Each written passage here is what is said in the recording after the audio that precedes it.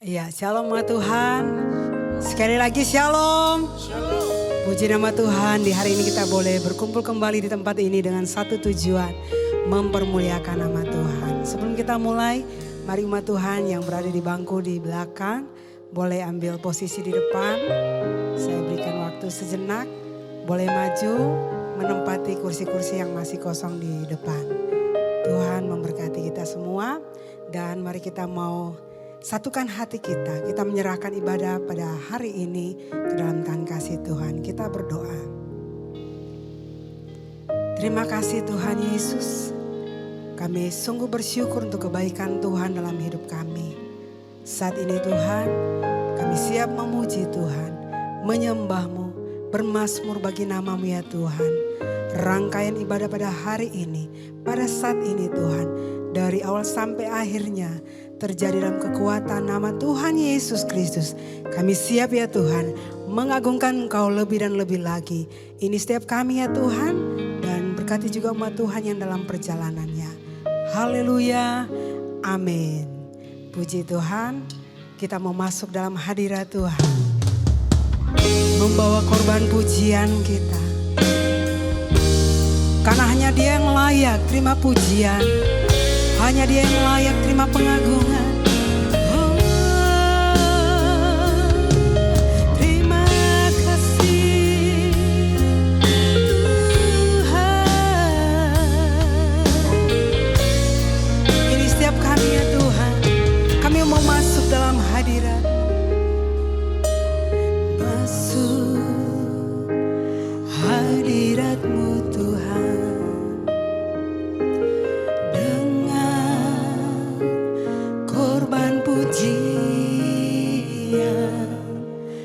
Masuk hadirat-Mu Tuhan, berhiaskan kekudusan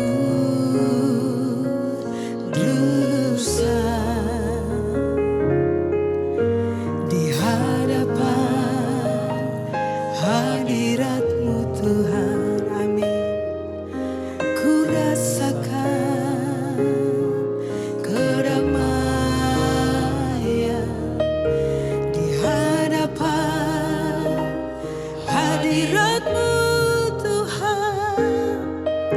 Ku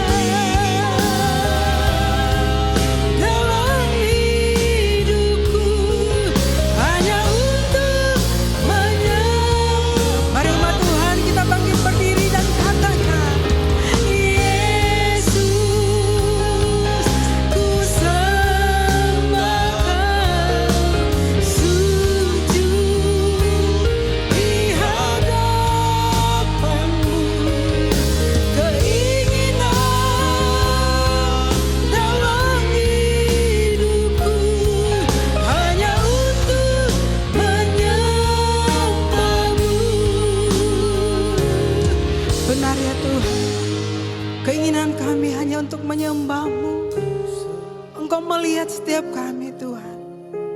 Setiap hati kami. Setiap jiwa kami yang haus akan Engkau. Keinginan kami hanya untuk menyembah-Mu. Mari Tuhan, angkat kedua tangan-Mu di hadapan Tuhan. Kita bersyukur punya Tuhan. Seperti Yesus yang luar biasa. Kami mau terus menyembah Engkau Tuhan. Rasakan hadirat-Nya.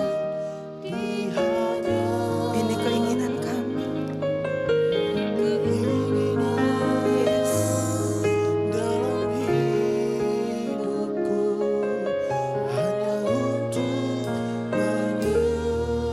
Panggil Dia Yesus, Yesus. Yesus, ku sembah Kau. Sujud. Kami mau terus sujud di hadapan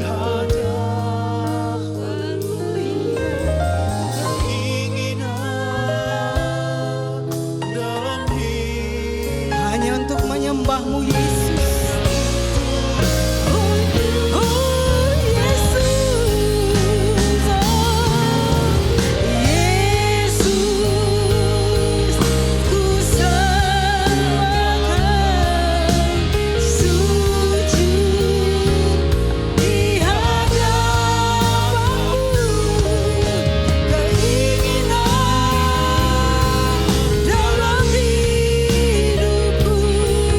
Hanya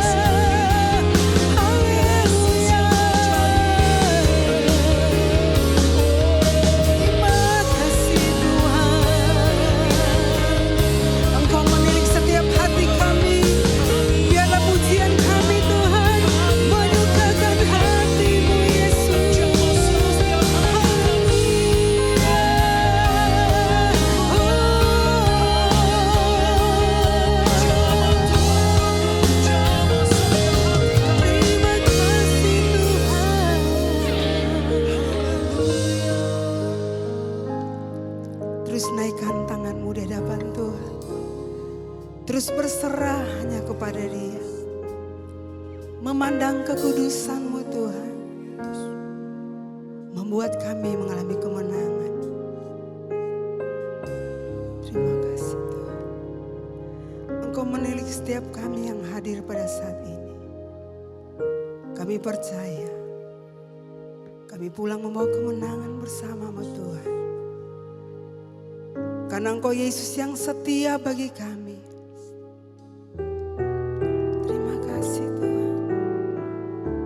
Haleluya Yesus. Tiada yang seperti Engkau Tuhan. Allah yang setia, penolong hidup kami. Haleluya.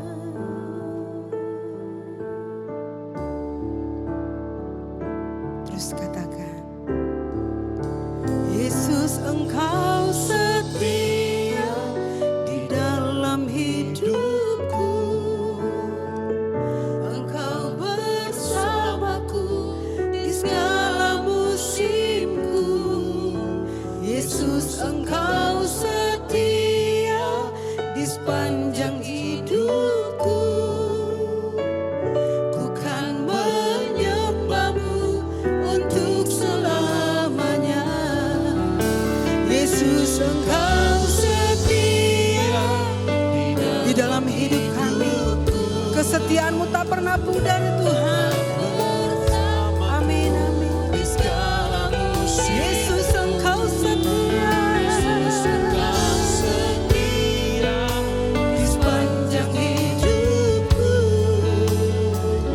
Ku kan menyembah-Mu untuk selamanya. Terus nyatakan kesetiaan Tuhan dalam hidupmu. Yesus Engkau setia di dalam hidupku. Engkau bersamaku di dalam segala musim hidup kami. Amin. Di sepanjang hidup kami, ku kan menyembah-Mu untuk selamanya. Yesus Kau setia. Tiada yang seperti Engkau Tuhan Yesus. Amin. Kau bersamaku di sana hidupku. Yesus Engkau setia di sepanjang hidupku. Ku kan menyembah-Mu untuk selamanya. Ku kan menyembah-Mu untuk selamanya. Ku kan menyembah-Mu untuk selamanya. Yang terus mau menyembah Tuhan selama-lamanya, berikan hormat, pujian, pengagungan hanya bagi Tuhan Yesus yang paling setia dalam hidup kita. Haleluya, haleluya. Amin.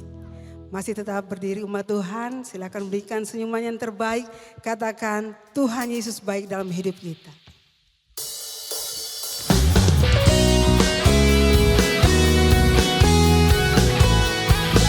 Di hadapan-Mu kami datang menyembah-Mu Tuhan. Terus bersorak bagi kemuliaan nama-Mu. Di hadapan kemegahan-Mu, ku datang menyembah-Mu, membawa hatiku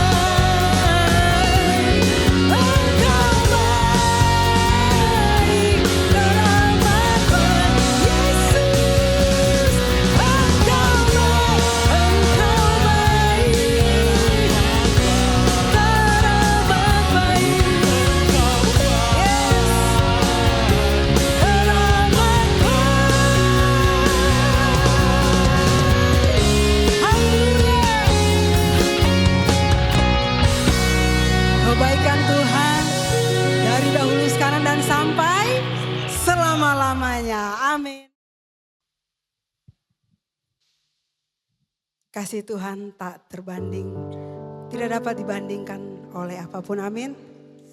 Dan biarlah pada hari ini kita kembali diajarkan oleh firman Tuhan, mencari dahulu kerajaannya, dan semuanya akan ditambahkan bagimu.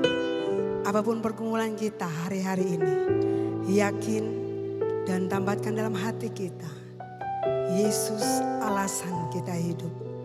Terima kasih Tuhan Yesus. Kami bersyukur ya Bapa, punya Allah seperti Engkau. Kasih-Mu yang mengubah hidup kami dari yang tidak berarti menjadi berarti. Oleh karena itu Tuhan, kami mau persembahkan hidup kami, sungguh-sungguh dibentuk oleh firman-Mu. Haleluya Yesus. Terima kasih Tuhan. Kami hidup karena anugerah-Mu.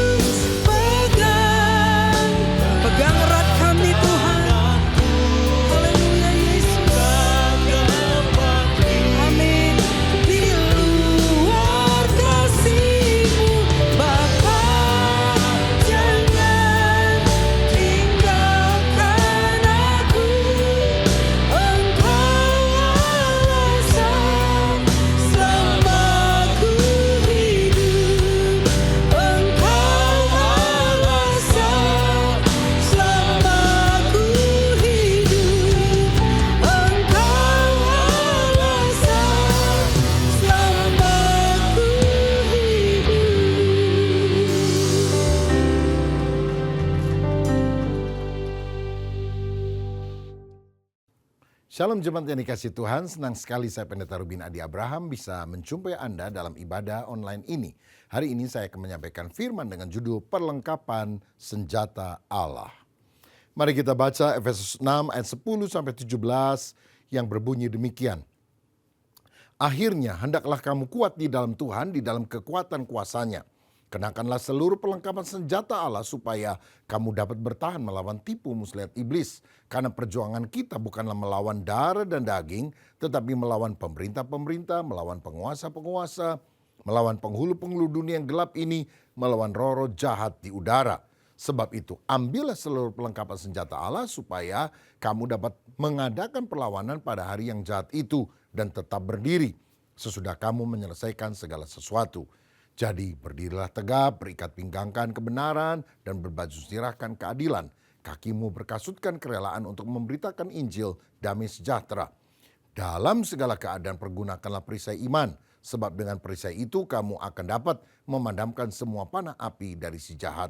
Dan terimalah ketopong keselamatan dan pedang roh, yaitu firman Allah.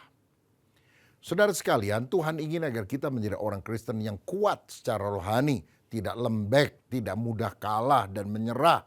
Karena itu Alkitab melukiskan kita sebagai seorang prajurit, sebagai seorang tentara yang sedang berperang melawan kuasa-kuasa kegelapan. Dunia ini memang bukan taman untuk bermain, tetapi dunia ini juga merupakan medan untuk kita berjuang. Tetapi kita harus sadar bahwa lawan atau musuh kita bukan darah dan daging. Artinya, mertua saudara bukan musuhmu, tetanggamu, teman sekantormu bukan musuhmu. Musuhmu adalah si iblis yang berusaha untuk menghancurkan kehidupan kita. Dan kita perlu tahu kerajaan iblis itu terorganisir secara rapi. Iblis itu tidak maha hadir, tetapi dia menyebarkan anak buahnya ke seluruh bumi ini. Sehingga ada yang menyebutnya sebagai penguasa teritorial. Misalnya iblis yang menguasai di Bali itu beda dengan iblis yang menguasai di Jawa misalnya ya. Ya mungkin di sana disebut leak, di Jawa disebut kuntilanak, sundel bolong begitu. Kalau di Amerika lebih keren, pakai jas ya. Dracula, Mr. Frankenstein misalnya. Tetapi semua roh-roh jahat itu tunduk kepada yang paling tinggi, yaitu si Lucifer tersebut. Nah, untuk menjatuhkan manusia, kalau dia datang dengan cara yang menyeramkan, orang kabur semua. Tapi dia melakukan tipu muslihat. Dia membisikkan pikirannya, isme-isme, pandangan-pandangan yang tidak cocok dengan Alkitab, misalnya tentang LGBT lah. Sehingga manusia akhirnya berpikir bahwa yang benar itu salah, yang salah itu benar. Dan ini adalah sebuah sistem yang dibangun oleh setan untuk menghancurkan orang-orang percaya untuk memerangi kerajaan terang tersebut. Tetapi walaupun dia pakai pancingan, ya tipu muslihat, tujuannya satu sebetulnya. Yohanes 10 ayat 10 berkata pencuri datang hanya untuk mencuri, membunuh, dan membinasakan. Dia ingin mencuri sukacita kita, membunuh kita, dan akhirnya mencampakkan kita di neraka. Nah, serangan iblis itu bermacam-macam bentuknya dan bisa ditujukan ke berbagai aspek kehidupan. Misalnya, dia menyerang rumah tangga kita sehingga rumah tangga cekcok, macam-macam masalah muncul. Ada penyakit yang seringkali terjadi.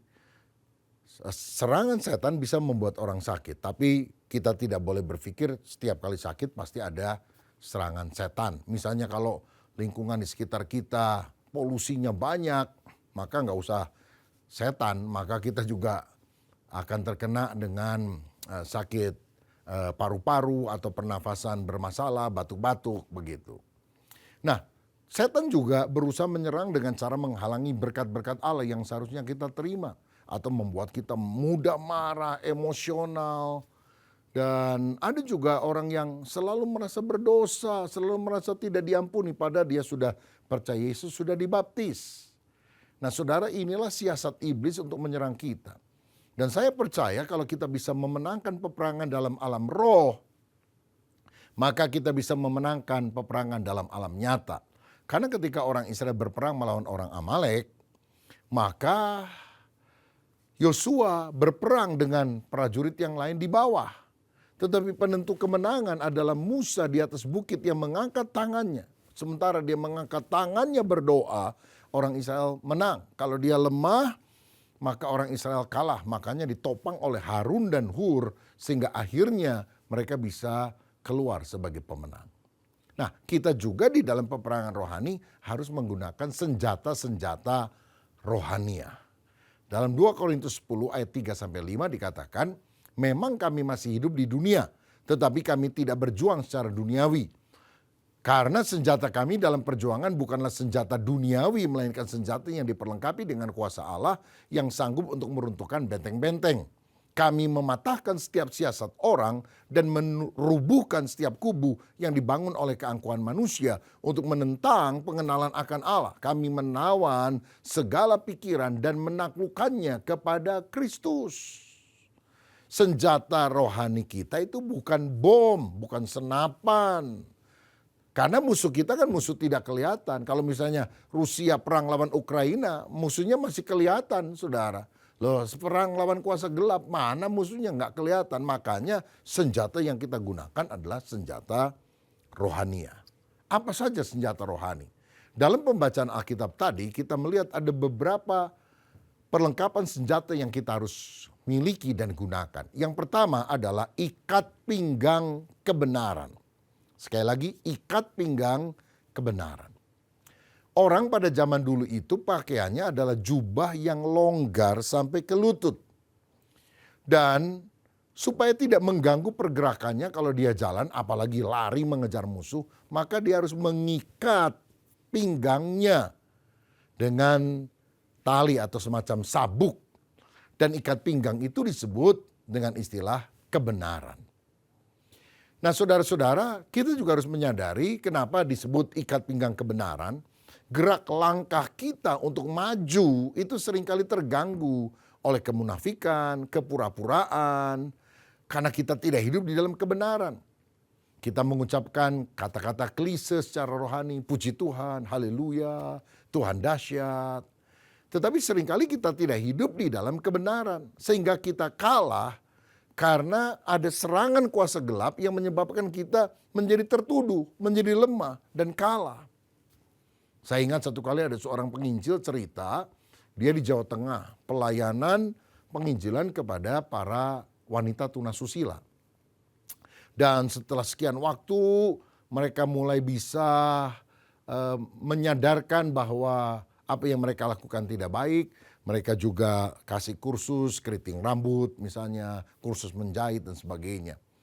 Dan wanita-wanita ini mulai berupaya meninggalkan profesi haramnya dan menjadi orang baik-baik.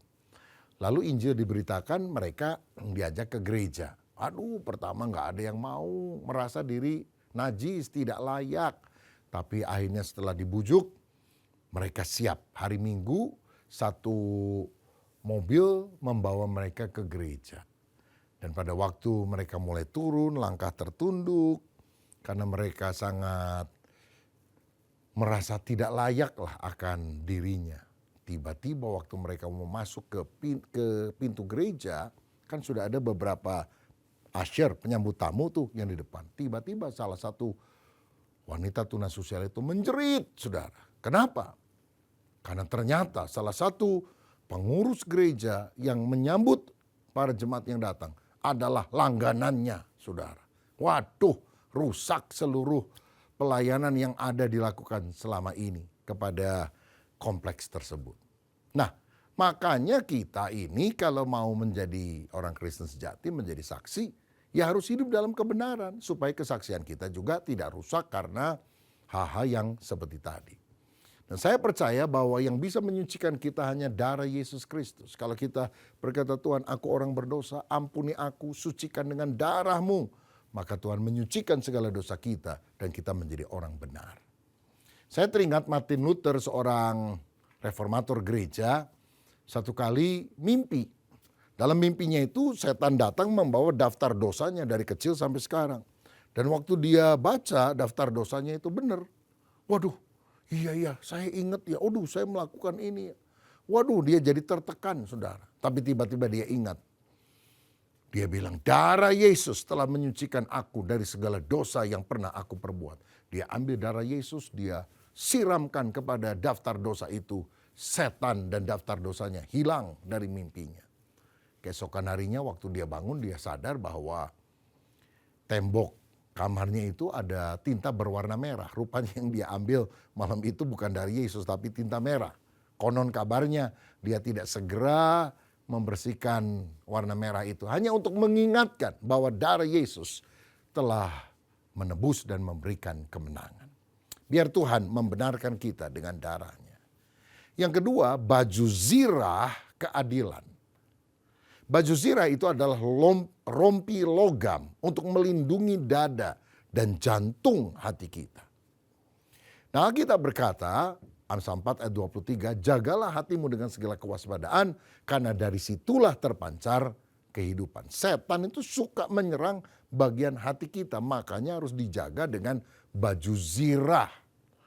Nah, dalam 1 Tesalonika 5 ayat 8, firman berkata, tetapi kita yang adalah orang-orang siang, baiklah kita sadar, berbaju zirahkan iman dan kasih, dan berkotopongkan pengharapan keselamatan. Kenapa disebut baju zirah iman dan kasih? Karena iman bila kita memiliki dengan kuat, maka dia akan mengalahkan ketakutan atau kekhawatiran.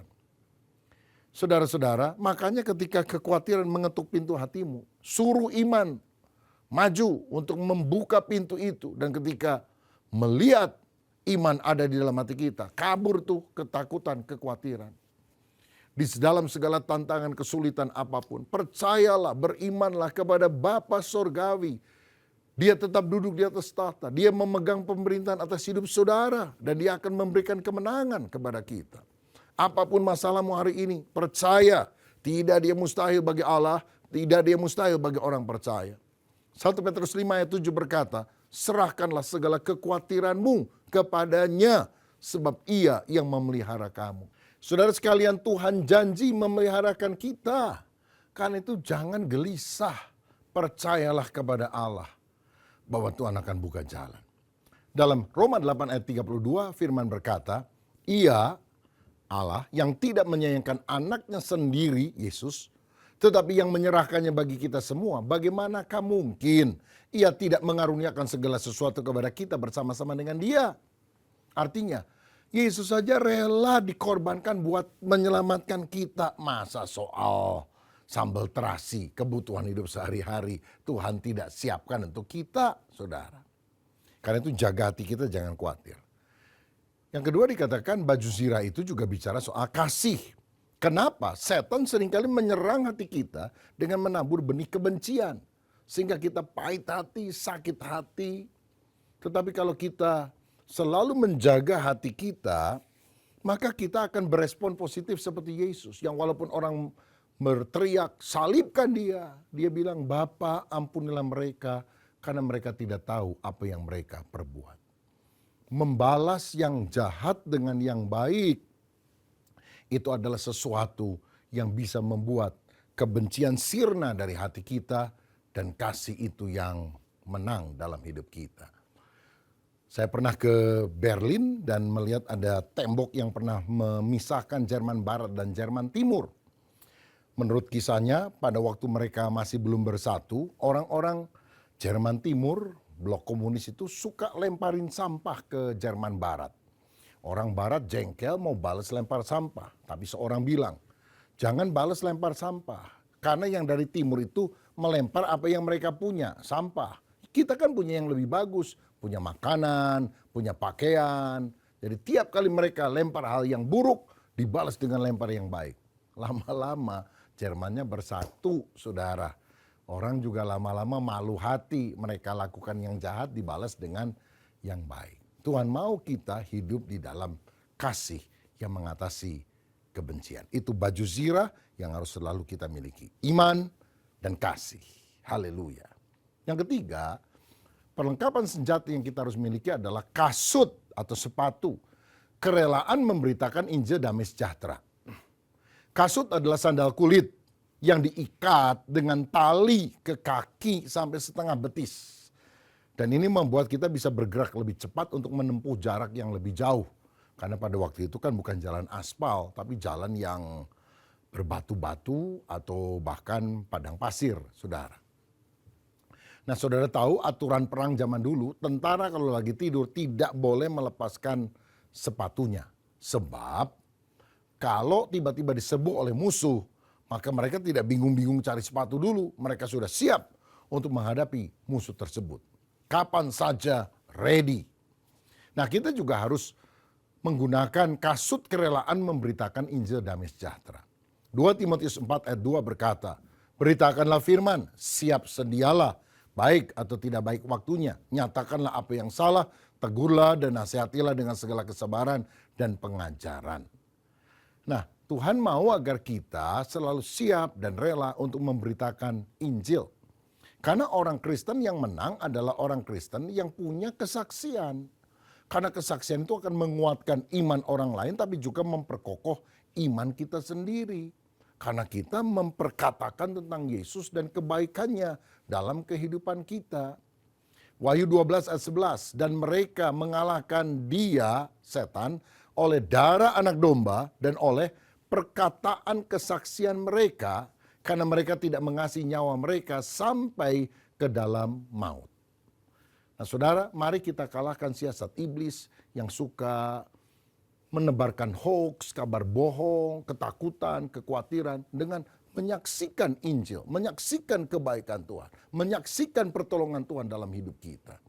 Daripada mulut kita dipakai untuk ngomongin orang, ngejelekin orang, mengucapkan kata-kata yang menimbulkan kepahitan hati, karena mungkin saudara BSH, barisan sakit hati, maka lebih baik hati kita dibersihkan karena kita mengenakan baju sirah iman dan kasih, lalu mengenakan kasut kerelaan memberitakan Injil. Ayo kita jadi saksi supaya pekerjaan iblis dipatahkan dan jiwa-jiwa bisa kita rebut untuk kemuliaan nama Tuhan.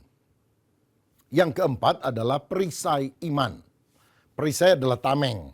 Tameng yang besar untuk melindungi kita dari panah api dari si jahat.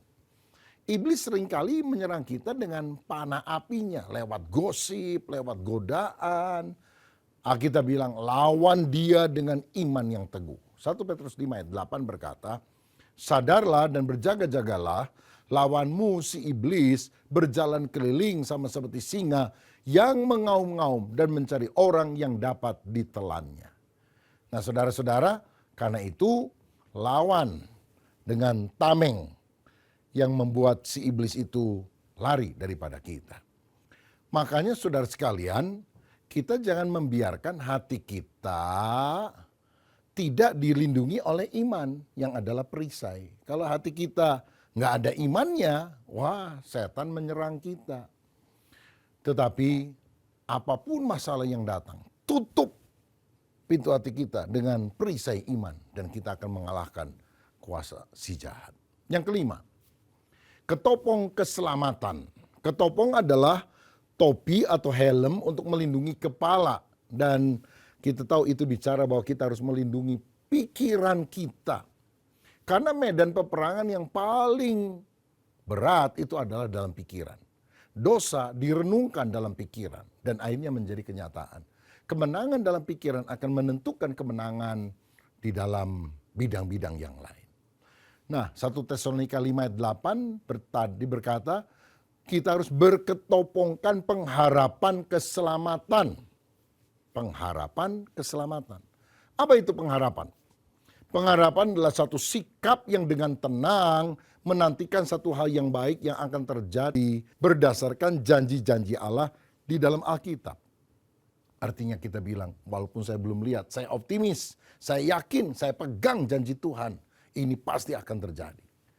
Roma 8 ayat 28 berkata, kita tahu sekarang bahwa Allah turut bekerja di dalam segala sesuatu untuk mendatangkan kebaikan bagi setiap orang yang mengasihi Dia, yaitu bagi setiap orang yang terpanggil sesuai dengan rencana Allah. Ayo buang pikiran negatif, miliki pikiran Kristus. Marcus Aurelius, seorang kaisar Roma yang juga seorang filsuf, pernah berkata, kebahagiaanmu sangat tergantung dari kualitas pikiranmu. Kalau pikiran kita negatif, maka akibatnya itu akan mempengaruhi seluruh sel tubuh kita, maka kita cepat lemah, cepat sakit. Ayub pernah berkata, sebab yang kutakutkan itu yang mendatangi aku, sebab apa yang kucemaskan itu yang menimpa aku. Jadi buang pikiran-pikiran negatif itu akan merugikan kita, saudara. Sebaliknya, semua yang benar, semua yang suci, semua yang kudus, yang mulia, yang sedap didengar, pikirkan semuanya itu. Jadi bagaimana kita bisa mengisi pikiran kita dengan hal yang baik? Baca firman setiap hari. Baca firman, firman akan menguatkan kita. Firman membuat pikiran kita yang kotor menjadi bersih. Dan hati kita yang penuh dengan racun-racun hati yang pahit dibersihkan oleh karena firman Tuhan. Dan yang keenam adalah pedang roh. Dan pedang roh adalah firman Allah. Kalau saudara perhatikan dengan seksama, senjata pertama sampai senjata kelima semuanya adalah untuk pertahanan diri, defensif. Tetapi hanya satu pedang roh adalah senjata yang sifatnya ofensif. Misalnya ketopong, itu kan untuk menahan ya. Kasut, itu juga kan supaya berperang. Apa kita gunakan untuk menyerang lawan? Helm dibuka, kasut, sepatu dibuka, dilemparin ke musuh kita. Kan nggak begitu saudara. Tapi untuk menyerang itu adalah pedang roh. Saya percaya bahwa pertahanan yang terbaik adalah dengan cara yang menyerang. Kadang-kadang ada orang kesaksian, waduh setan menyerang saya babak belur, banyak banget masalah terjadi dalam kehidupan. Saudara, Yesus pernah bilang dalam Matius 16 ayat yang 18, dan aku pun berkata kepadamu, engkau adalah Petrus dan di atas batu karang ini, aku akan mendirikan jemaatku dan alam maut tidak akan menguasainya. Dalam terjemahan lain dikatakan pintu alam maut tidak akan bertahan. Loh pintu itu kan tidak pernah menyerang kita. Kita yang menyerang pintu. Artinya kita yang harus menyerang si iblis. Perkatakan firman, perkatakan firman. Waktu tiap hari kita baca firman, memperkatakan firman, merenungkan firman, melakukan firman. Itu kuasa kegelapan mundur, ke kuasa kegelapan tersingkir saudara. Coba lihat waktu Yesus ada di padang gurun. Dia digoda 3 kali oleh iblis. Tiap kali Yesus menang karena dia berkata, ada tertulis, manusia tidak hidup dari roti saja, tapi dari setiap firman yang keluar dari mulut Allah. Waktu dia digoda untuk menjatuhkan diri dari bait Allah, ada tertulis, jangan engkau mencobai Tuhan Allahmu. Waktu digoda supaya menyembah iblis, ada tertulis, hanya kepada Allah saja engkau harus berbakti. Makanya kalau saudara melihat iblis, dia itu suka meragukan kita dengan mengutip ayat yang salah. Dan ini yang kemudian dilakukan oleh para bidat. Ayatnya itu tafsirannya yang salah. Sehingga kemudian kok aneh ayat yang sama yang saya pahami begini kok ini keliru. Itu setan berusaha untuk menyimpangkan. Nah kita ucapkan firman dengan teguh. Jadi kalau misalnya ada orang yang jelek-jelekin saudara. Lalu setan mulai bilang hajar dia. Dia akan jelek-jelekan kamu. Jangan ikuti kuasa setan. Lawan dengan firman. Kita bilang ada tertulis. Tapi kita mesti tahu apa yang tertulis. Kalau cuma ada tertulis, setan tanya apa yang tertulis. Kita bingung, nggak tahu.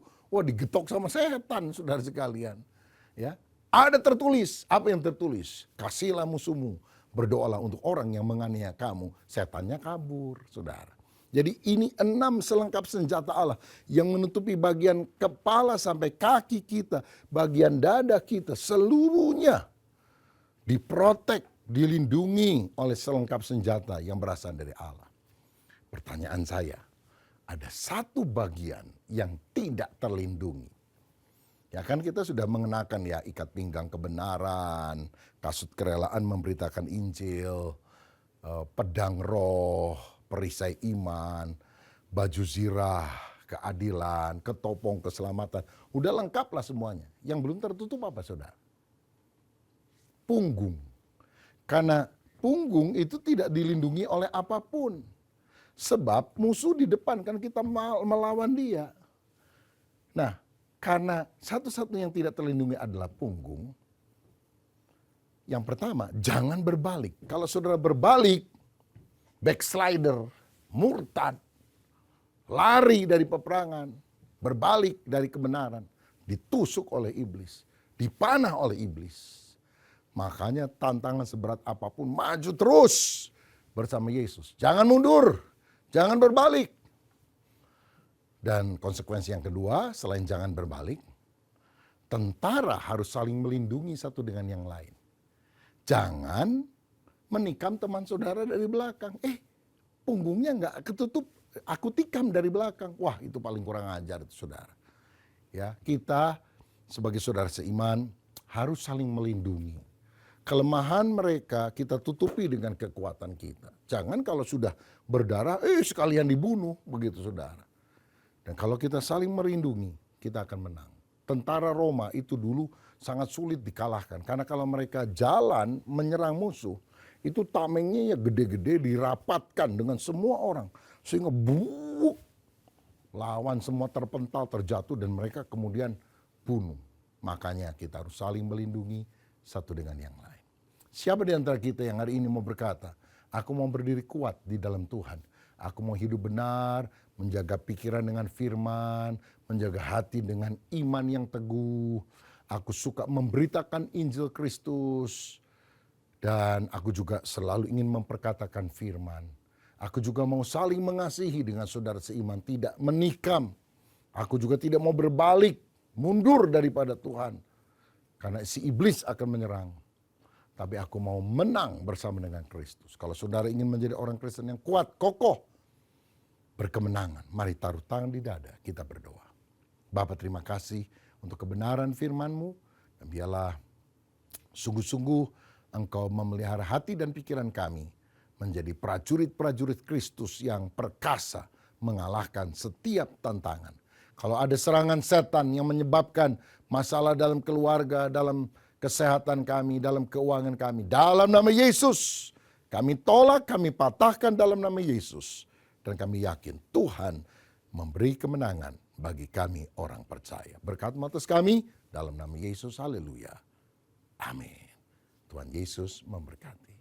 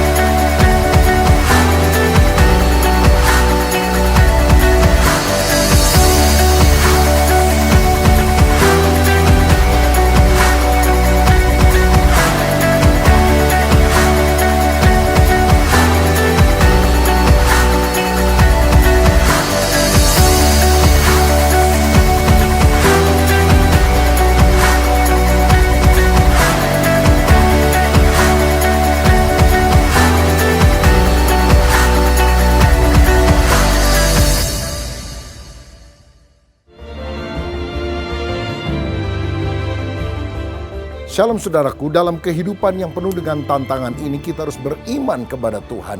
Tapi iman sejati harus diwujudkan di dalam tindakan.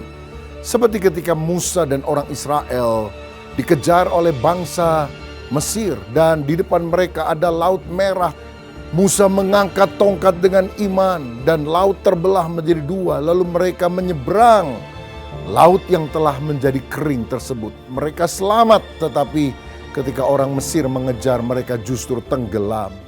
Saya percaya ketika kiri kanan muka belakang tanpanya tidak ada jalan keluar, masih ada jalan ke atas. Berdoa kepada Allah dan Tuhan akan menyatakan mujizat. Miliki iman di hati, tapi take action, melangkah. Dan ketika engkau melangkah dengan percaya, mujizat Tuhan akan saudara alami. Tuhan memberkati.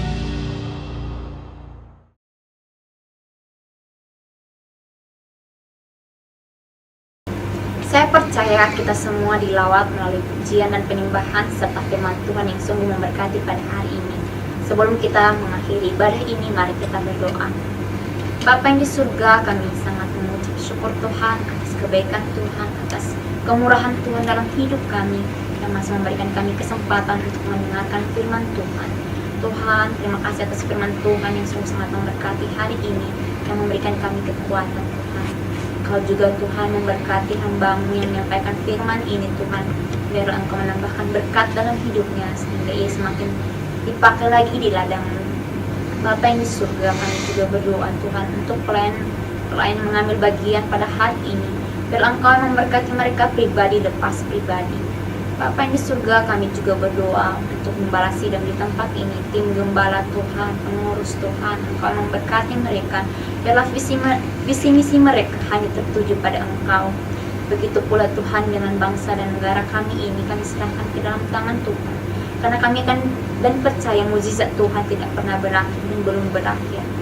Bapa yang di surga, kami juga berdoa untuk setiap jemaat Tuhan yang hadir pada ibadah online hari ini. Biarlah Engkau memberkati Tuhan, biarlah Engkau yang menjadi jawaban dalam setiap doa-doa mereka. Terima kasih Tuhan Yesus.